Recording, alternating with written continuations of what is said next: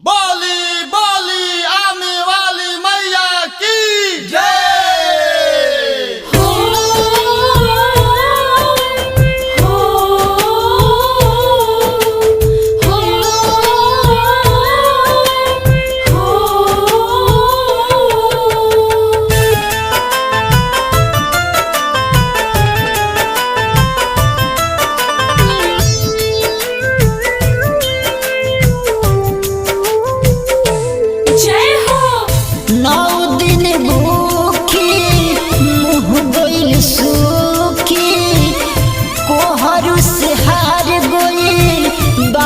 पूछी पूछी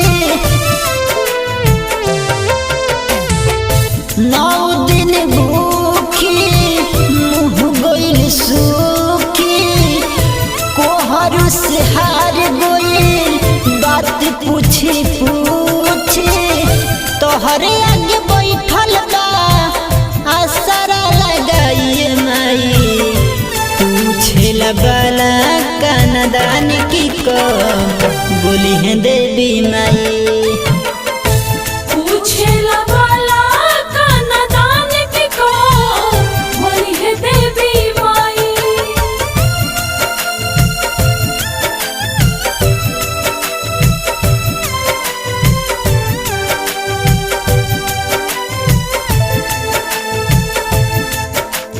आजा माई आजा आजा माई आजा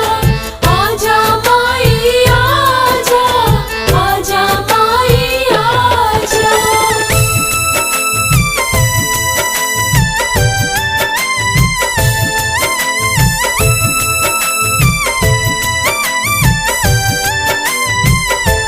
जय हो माई के चरण में चांद सूरज सजावेला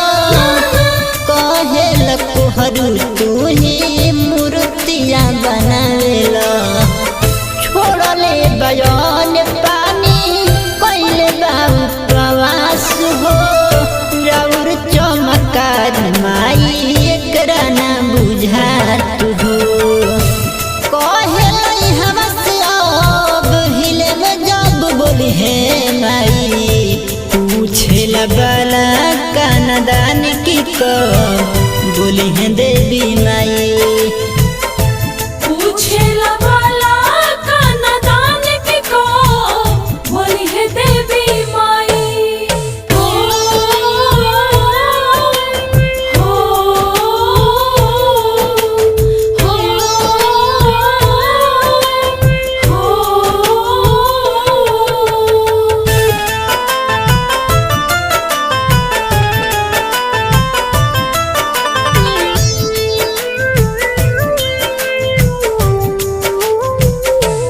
जय हो कहले बमालिन तू ही मैया के मनावेलू हमरो के बता दो कौन उपाय जमावेलू